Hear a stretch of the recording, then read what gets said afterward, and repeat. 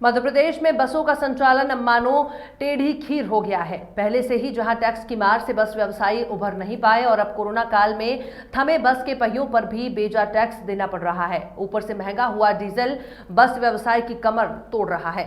साफ है कि कोरोना संक्रमण के बीच बस दौड़ाना किसी अग्निपथ से कम नहीं। यही वजह है कि समूचे मध्य प्रदेश में 36,000 बसों के पहिए थम गए हैं। बीते दिनों सतना में भी बस व्यवसायियों की एक बैठक हुई, जिसमें उन्होंने अपनी समस्याओं को सरकार तक पहुंचाने की जुगत लगाई है और आगामी दिनों में अगर उनकी आवाज नहीं सुनी गई तो वो उग्र आंदोलन करेंगे।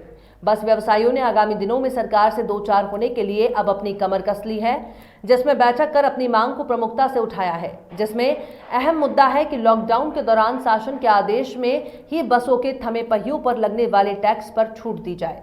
6 महीने का टैक्स माफ किया जाए ताकि 3 महीने से बंद पड़े व्यवसाय की भरपाई हो सके और प्रतिदिन बस कर्मचारियों को 2,000 रुपए मुआवजा दिया जाए।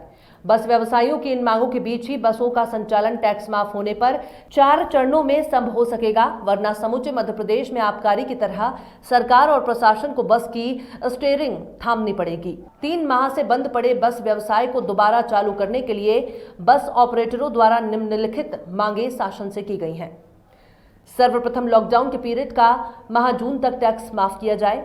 बस संचालन की कोरोना काल के लिए नीति निर्धारित की जाए कि बस सेवा कैसे संचालित हो और किस प्रकार से यात्रियों को और स्टाफ को कोरोना के कहर से बचाया जा सके। मार्ग में यात्रियों की संख्या बहुत ही कम रहेगी, इसलिए पूरी बसें संचालित नहीं हो पाएंगी। इसलिए बस ऑपरेटर को बस सरेंडर करने के लिए 2 महीने का सरेंडर पीरियड बढ़ाकर 1 वर्ष किया जाए। कोरोना काल में खड़ी वाहनों का बीमा अवधि 6 महीने के लिए बढ़ाई जाए। आगामी महीने से जब तक कोरोना काल रहेगा तब तक बसों से 25% टैक्स लिया जाए। फाइनेंस किस्तों में लगने वाली ब्याज माफ की जाए।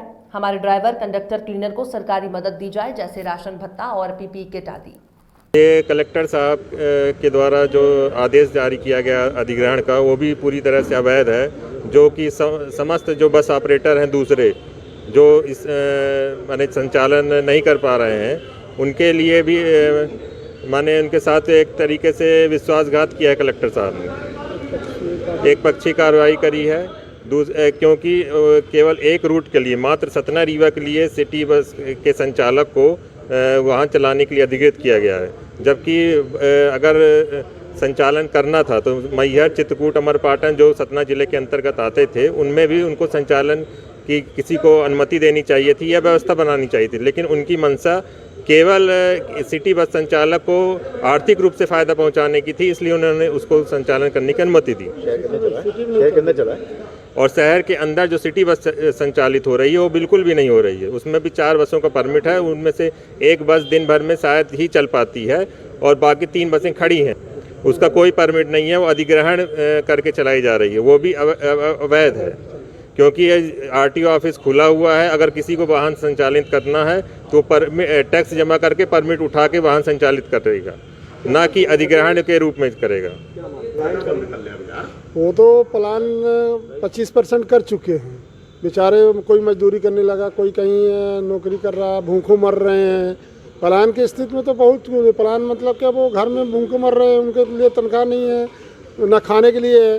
भाई अपन भी 1-2 महीने बैठे के खिलाए, तनख्वाह दिए।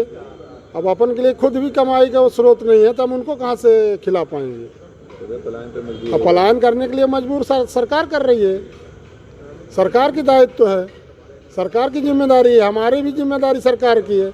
सब बड़े बड़े फैक्ट्री उद्योग वालों को सपोर्ट किया जा रहा है। अब बस वाला बेचारा मोटर मालिक ही सबसे कमज़ोर है, जिसको कोई शासन द्वारा सपोर्ट नहीं मिल रहा है। हमारे यहाँ एक बस मालिक इसी चक्कर में उसका कर्जदार था तो आत्महत्या कर लिया, सुसाइड कर लिया। कंपनी दबाव बना रही थी किस्त लेने का, वो कर्ज